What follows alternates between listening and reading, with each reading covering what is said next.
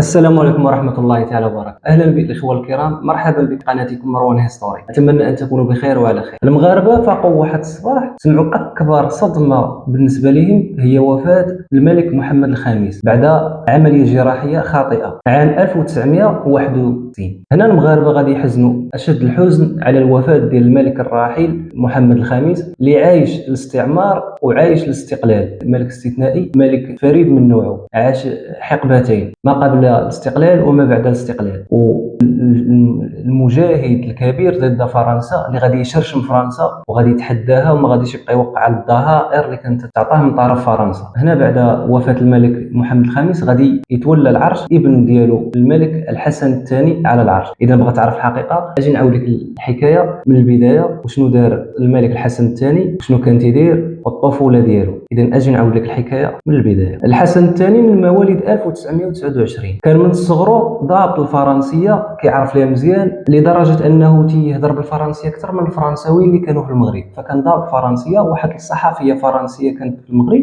ودارت مع واحد الاستجواب وتمكن من التكلم باللغه الفرنسيه اكثر من ديك الصحفيه اللي كانت عندها اخطاء في اللغه. الحسن الثاني قرا في المدرسه المغربيه كاي طفل مغربي، قرا مع المغاربه في المدرسه التقليديه، قرا القران، قرا المؤلفات، شويه ديال القران. ايضا دخل المعهد المولوي، من بعد غادي ياخذ البكالوريا وغيكمل الدراسات ديالو الجامعيه في شعبه القانون، ومن بعد غادي يمشي للجامعه ديال بوردو اللي غيكمل فيها الدراسات الجامعيه والدراسه العليا ديالو في القانون. الحسن الثاني واخا كان باقي صغير وكان تيقرا ديك الساعه وكان في الحضن ديال القصر الملكي، ايضا كان تيرافق وتيسمع على زعماء الحركه الوطنيه وكان تيرافقهم في المسيرات ديالهم، وكان عنده اخبار والمام بما يجري في المغرب. وايضا الحسن الثاني كان تيرافق الاب ديالو الملك محمد الخامس كاع المناسبات، لدرجه ان واحد المقيم عام بالمغرب هو جوان غادي ينتقد الملك محمد الخامس وغيهضر معه بواحد الطريقه غير صحيحه وغير لائقه. الحسن الثاني غيتدخل في الفور وغادي يدافع على الاب ديالو، لدرجه ان واحد النهار غادي يدير واحد المؤامره باش يقتل جوان من خلال ذاك الفردي اللي كان شاد. الحسن الثاني ايضا عاش ايامات الاستعمار وعاش ايام المنفى فاش الملك محمد الخامس الى كورسيكا ثم مدغشقر. فغادي يعيش هذه الاحداث مع الاب ديالو وغيعيش كاع جميع التقلبات والتغيرات، وغيعيش ايضا فاش غيرجع من المنفى لفرنسا. اذا عاش جميع المراحل ديال الاستعمار ديال المغرب والاستقلال ديال المغرب. بعد حصول المغرب على الاستقلال غادي يعين الملك محمد الخامس الحسن الثاني ولي العهد، يعطيه واحد المسؤوليات، يعطيه واحد الصلاحيات باش يقود الجيش المغربي، وغيأسس الحسن الثاني القوات المسلحه للجيش المغربي. وايضا غيدير يعطيه مسؤوليات اخرى، غيأسس بعض الوزارات.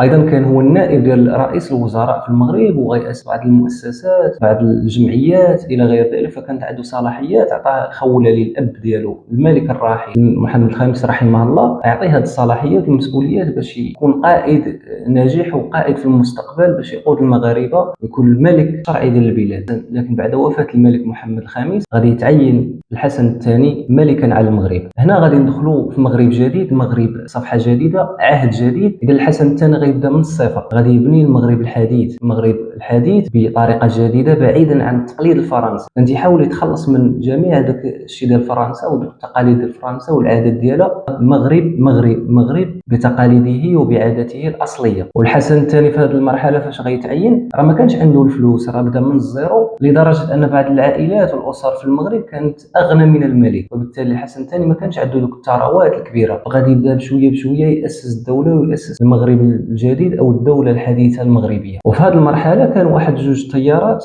منتشرين في العالم، كانت اليسار الاشتراكي وكانت الليبراليه الراسماليه. فالدول العربيه كاع مشات في الاتجاه ديال الليبراليه الاشتراكيه اليساريه كموضه، لان كانت كموضه في هذا الوقت. لكن الحسن الثاني كان ذكي وعبقري، غادي بتوجه اخر، غيمشي في الليبراليه الراسماليه، غيدير اقتصاد السوق، غينفتح على السوق عكس الاقتصاد الموجه اللي مشات فيه مصر وليبيا ودول والجزائر. كانوا الدول العربيه القذافي وجمال عبد الناصر كانوا تيتسناو وتنتظروا ان الحسن الثاني غيدير هذه المبادره ويمشي في اليسار الاشتراكي، لكن هو خدا طريق اخرى. الحسن الثاني يلاه بدا تيوجد في الدوله وتهيئ فيها وكيأسس في المغرب الحديث، حتى اندلعت واحد الحرب ودخل المغرب مرغما عليه، تفرضات على المغرب واحد الحرب جزائريه مغربيه كتسمى حرب الرمال اللي غادي توقع ما بين المغرب والجزائر. والمشكل في هذه الحرب والسبب هو ان الملك محمد الخامس قبل الاستعمار كان يتعامل مع مع الجزائر وكان تيعتبرهم خوتو، تيعتبر العروبه وتيدير لهم الباس وتيقول خوتنا وجيراننا، فكان دائما تيبين لهم الاخلاص والثقه ديالو. لكن غيغدروا لان فرنسا فاش بتخرج من المغرب غادي تقول المغرب والجزائر تقسموا الحدود المغربيه الجزائريه. الملك محمد الخامس غيرفض، غيقول لها خليني انا والجار ديالي غنقاسم انا وياه بطريقه عاديه وبطريقه عادله. لكن الجزائر غادي تغوفل وغادي توغل وغادي تبغي تطمع اكثر في الحدود المغربيه، اذا تدير خير ما تيطرا باس. هنا هذا هو المشكل اللي غيخلي الحرب الرمال غتوقع ما بين المغرب والجزائر. ايضا الملك الحسن الثاني غادي يعيش ايام اختطاف المهدي بن بركه اللي دارت ضجه في العالم، واصبحت الصحف العالميه كتدوي على الاختطاف ديال بن بركه. هنا المغرب غادي يثور وغادي تولي بلبله في المغرب، وايضا الحسن الثاني غينشغل بهذه القضيه شكون اللي اختطف المهدي بن بركه. الحسن الثاني غيدير اهم شيء، هو غيبني الوزارات والمؤسسات في المغرب، وغادي يدير وزاره خارجيه جديده مستحدثه بطريقته الخاصه. لكن غيجي واحد جوج احداث اللي غادي يغيروا المغرب وغادي يقلبوا المغرب 160 درجه. هو الحدث ديال الانقلاب ديال الصخيرات اللي دبروا عبابو 1971، والانقلاب الاخر ديال افقير ديال الطيارين او البوينغ 1972. هاد الانقلابين خلات الحسن الثاني يرتب الاوضاع ديالو ويدير اعاده النظر في الوزراء وشكون اللي معاه وشكون اللي ضده من الاصدقاء ومن غير الاصدقاء. هنا الحسن الثاني بدا يرتب في الامور ديالو وتيحاول يبني وزارات اخرين، تيحاول ما يبقاش يثيق بزاف لان من غدروه من الاصدقاء ديالو. فهنا الحسن الثاني غيدير سياسه جديده، نظام جديد باش يامن البلاد. ولكن اهم انجاز او مشروع داروا الحسن الثاني هو انه غيدير المسيره الخضراء، هي فاش غيسترجع المناطق الصحراويه سيدي افني، وادي الذهب، الساقيه الحمراء. فكانت اكبر مسيره في عهد الحسن الثاني او محرر الصحراء، لانه دار انجاز كبير الى جانب الانجازات والمشاريع الاخرى اللي دار. الحسن الثاني كانت عنده دور وكان عنده هيبه وسط الدول الاخرى سواء العربيه او الاجنبيه، فكانت كلمته مسموعه، كانت كلمته موزونه وسط الحضور. فكانت يحضر مؤتمرات، ندوات، مناظرات، كانت يعطي الراي ديالو، كانت يحترمه، كانت يتحدث بجميع اللغات رحمه الله، لدرجه ان واحد الوزير خارجي ديال امريكا غادي يجي للمغرب وغادي يتشاور مع الحسن الثاني في واحد المساله ديال العرب، وغيعطيه الحسن الثاني النصيحه وكذا وكذا. فكانت كلمته موزونه، كلمته ما تطيحش الله، اذا كان كاريزما وكان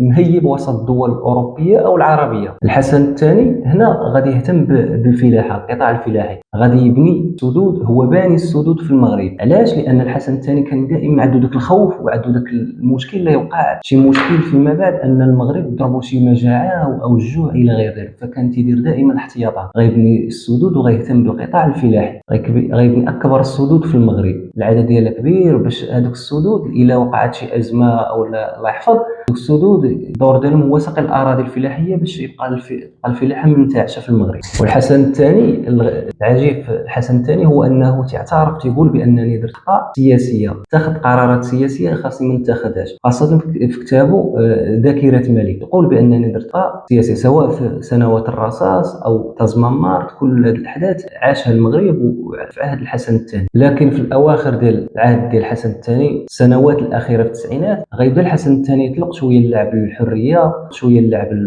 المعارضين السياسيين، فغادي يعطيهم واحد المنتفذ ديال الحريه، واحد الهامش ديال الحريه باش يعبروا على الراي ديالهم. الى جانب الملك اش نشوفوا الحسن الثاني كانسان كيفاش يتعامل مع الناس، كيف اشنو كيحب، اشنو كياكل، اشنو كيعجبو كانسان، بعيدا عن النظام السياسي، بعيدا عن الملك، بعيدا عن الامور السياسيه، عن الحكم، عن الاقتصاد. الحسن الثاني كانسان كيفاش يتعامل، كيفاش يدوي، كيفاش تيبغي، اشنو اللي ما تيبغيش. الحسن الثاني كان من الجميلين، من الانيقين في المغرب، فكان تيحب الاناقه، تيحب الجمال، تيبغي يلبس لباس انيق محترم، ما كيبغيش اللباس يكون مبهدل ولا كذا، كيلبس لباس انيق، تيختار اللباس. والحسن الثاني اللباس ديالو كيعرف كيفاش يختارو، عنده الضوء، يعرف كيفاش يلبس، كتلقى القميجه مناسقه مع السروال ولا الكاسكيطه، الجلابه، كان يعرف وكان تيحرص دائما وتاكد على اللباس المغربي التقليدي. اللباس المغربي التقليدي يحب هو الخياطه المغربيه الى غير ذلك. الحسن الثاني ايضا كان يحب السيارات، كان عزيزا عليه السيارات، كانت عنده انواع كثيره من السيارات، لكن سياره واحده اللي ما كانش يحملها، ما كانش تيبغيها، ما عمره ركب عليها، هي سياره PM، ما كانش تيرتاح ليها، كان ما تيحملهاش. الحسن الثاني ايضا كانت عزيز عليه الصناعه التقليديه بحال الزرابي، الربيعي بحال البلاغي بحال الجلالب كان تيشجع هاد الصناعه، كان تيشجع في المدن المغربيه وتيقول لهم اهتموا بالصناعه التقليديه بحال الفراز الزرابي، كل ما هو تقليدي بحال الزليج البلدي تاكاباست، اي حاجه تقليديه كان تيحبها الحسن الثاني وكان تيشجع عليها وتيضخ اموال في الحكومه باش تصرف على هذه الصناعات التقليديه اللي كان تيبغيها هو يشوفها في القصر الملكي ديالو او لا اي مناسبه زارها. الحسن الثاني ايضا كان تيحب الخيول، كان بارع، كان مبدع في ركوب الخيول والفروسيه، كان تيحب الفروسيه وكان دائما تيركب على العود ودائما تيحاول يفرغ ديك الطاقه السلبيه، الضغوطات ديال القصر الى غير ذلك والقرارات السياسيه، فكان دائما تيفرغ داك الشيء في الفروسيه وتستنشق الهواء. والحسن الثاني ايضا كان تعزز عليه الفن، كان تعزز عليه الموسيقى المغربيه، تعجبو الفن، تعجبو الطرب،